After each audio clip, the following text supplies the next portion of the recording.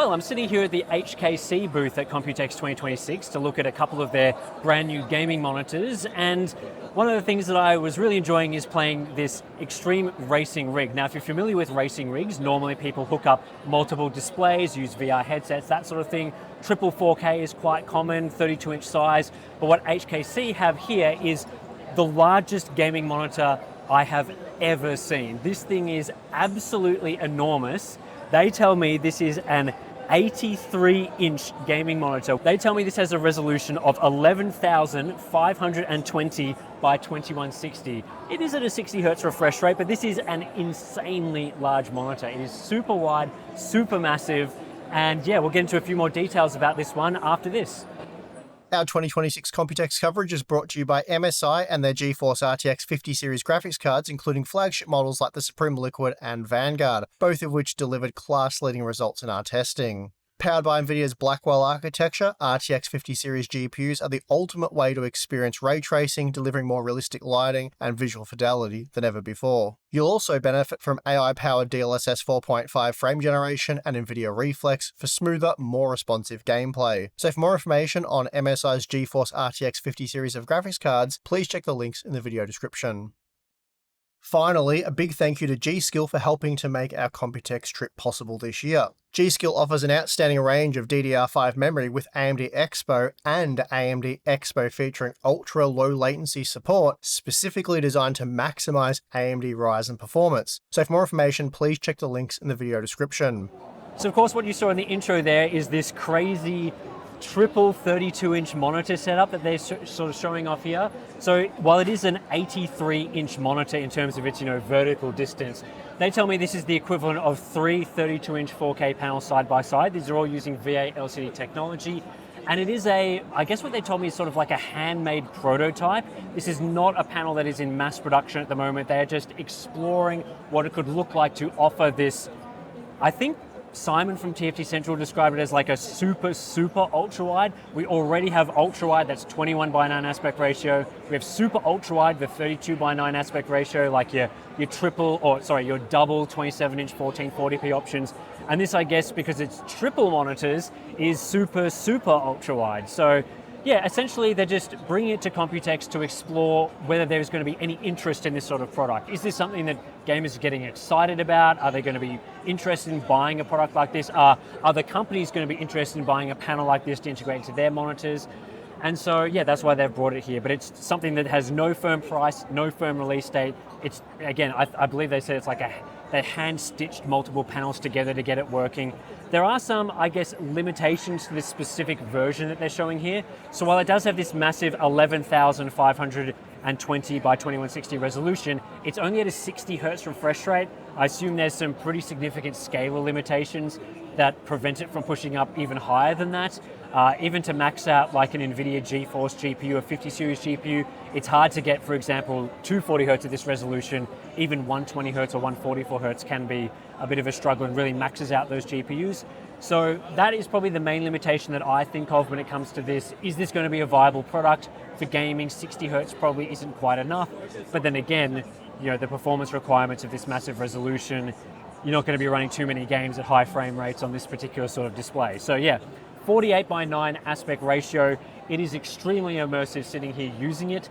They've even had to use these sort of like edge stands to prevent it from sort of falling apart, but they do tell me the final version, if they do make it, will not need something like that. It will just be centrally mounted.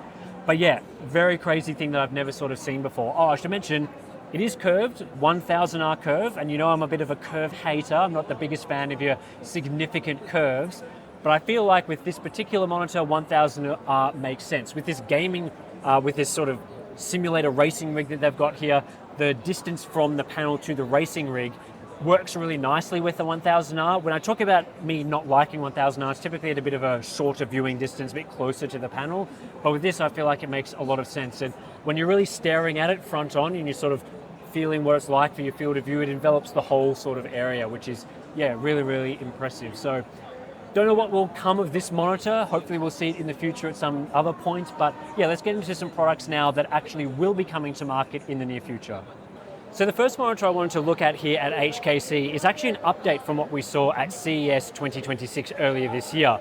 This specific monitor that we're looking at here, the HKC 32U165VD, back at CES this was called the M10 Ultra, which I feel is actually a better name than what they've gone with. But anyway, they've updated this with more of a, I guess, traditional monitor name because it is getting closer to market. So we'll be able to give you a bit more information on the final specifications of this particular product.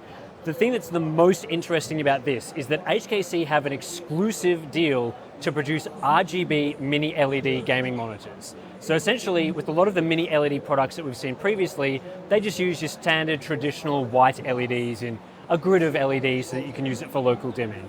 With the collaboration that HKC has with Hisense, they're able to produce RGB mini LEDs, which means that they're not just white LEDs, but they can also go into either red, green, or blue, or any combination of that, which allows for a much higher brightness, higher color brightness, and also a wider color gamut overall. So what we're looking at here, the 32-inch model, they are quoting a Rec 2020 coverage of 99.9%. That's because they can combine the backlight gamut with also, of course, the LCD capabilities to give this incredible gamut that we've never seen and tested before. But that's all stuff that we sort of knew about from the show last time. At CES, they sort of debuted this RGB mini LED technology, but it was very early. So they only had some, rough specifications of what they were targeting. There was no real information about pricing or release date, that sort of thing. But we have a lot more of those details right now. So the 32-inch model that we're looking at here, this has 1,596 mini LED zones. So each zone will be split into multiple red, green, and blue channels, but each zone will be, there'll be 1,596 of them. It is still a VA LCD panel with a glossy finish, so the native contrast ratio is going to be quite high, over 3,000 to 1, but of course in addition to that they'll have the contrast boosting capabilities of mini LED. And then we've been quoted 1,000 nits of full screen SDR brightness and 1,400 nits of peak brightness, so incredible brightness, much higher than you would see from OLEDs of this size. So I guess some of the updates that you guys will be most interested in compared to what we learned at CES is the pricing and the release date for this particular model.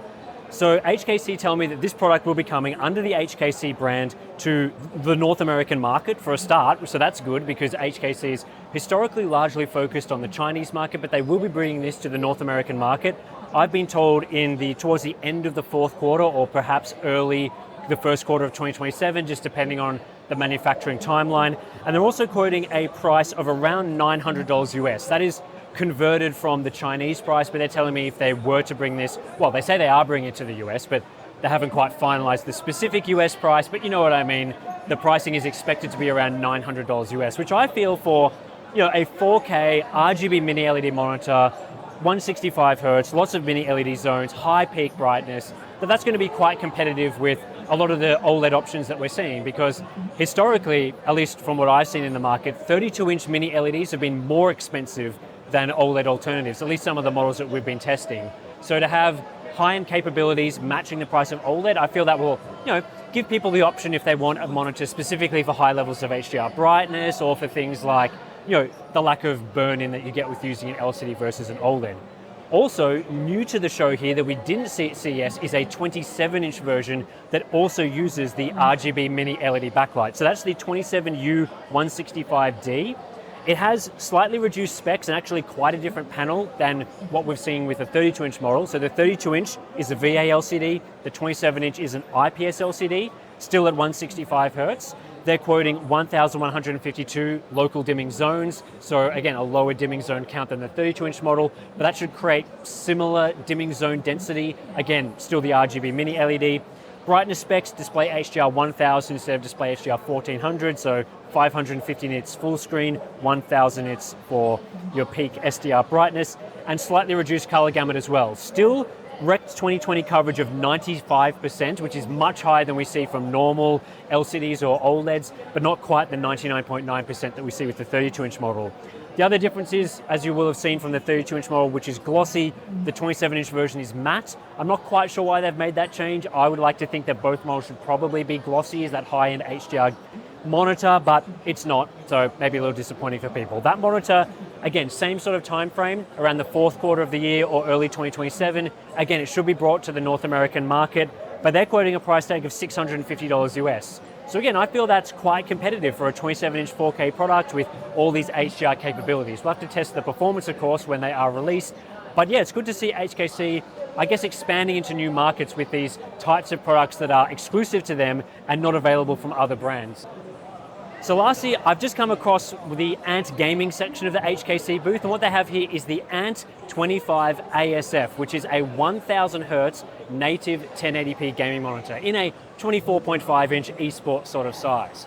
So this is a really interesting product because a couple of months ago, or maybe just a couple of weeks ago by the time this video goes out, to be fair, we saw some panel announcements from other panel vendors that they were bringing a new 1080p 1000 Hertz monitor to the market. Well, this is HKC's version. So they're telling me they're manufacturing this panel version. It's 1000 Hertz, 1080p. It uses TN LCD technology. So it's going to have some flaws for things like viewing angles and color quality and things like that.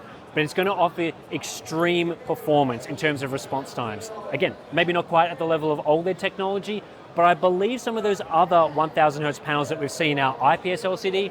So the TN version that we're seeing here is really designed more for your premium esports gamers, people that really want that high quality, high clarity experience. So I did learn a few interesting things about this one as a non-esports gamer. The first is that it's coming in the first quarter of 2027. So this will be available. Whether it gets a wide release is another question. That's because HKC told me that they're only planning on producing a few thousand units of this model. It's not technically limited edition, but they just don't see enough interest or enough market for this type of product to release more than a few thousand units. So again, not limited edition, just the initial production run is not going to be overly high. And that goes in line with the 750 Hertz model that they've already produced. That monitor, I think, is coming, or at least is about to be available at quite a high price tag. I think they told me $1,200 US for the 750 Hertz model. Again, they're only making I think they said 3,000 or 4,000 units of that particular model. They just don't see it having broad appeal. So I would expect the 1000 Hertz model to be even more expensive than the 750 Hertz model.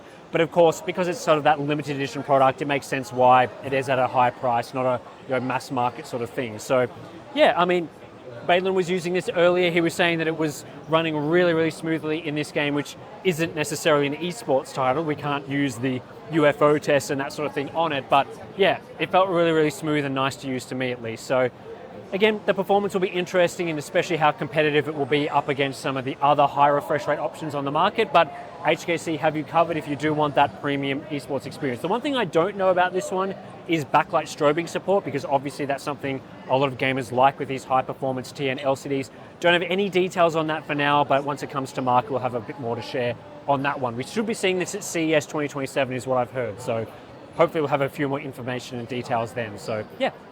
Also supporting our Computex coverage is Be Quiet and their excellent new range for 2026. Some of their latest offerings include power supplies like the Dark Power 6, AIOs such as the Pure Loop 3, additions to the light base lineup, and a great selection of peripherals. Be Quiet's entire range is German designed, enjoying excellent build quality and silent performance. So for more information, please check the links in the video description. And that does it for our look at the HKC booth at Computex 2026. It was good to get some new information about some of the products that are coming out that I'm personally interested in. The biggest news, the thing I loved to hear when I was talking to the marketing rep, was about how some of these products are indeed coming to markets outside of China, which means, first of all, we should be able to test them. Some of you guys, especially those in the US audience, will be able to purchase them at some point in the near future. And yeah, that's exciting because they do have some exclusive monitor technologies that we just don't see from other brands. So that was all music to my ears, really exciting. Yeah, that massive super ultra wide panel, not sure what will happen with that one. It was cool to use the racing rig, but you know, it's maybe not a viable product in its current version. We'll just have to wait and see how that goes. And yeah, we'll be testing some of these products in the near future, as I said. So yeah, that's it really. We've got another meeting to rush to, so we should probably wrap this one up as quickly as we possibly can. Thanks for listening, thanks for watching, and I'll catch you in the next one.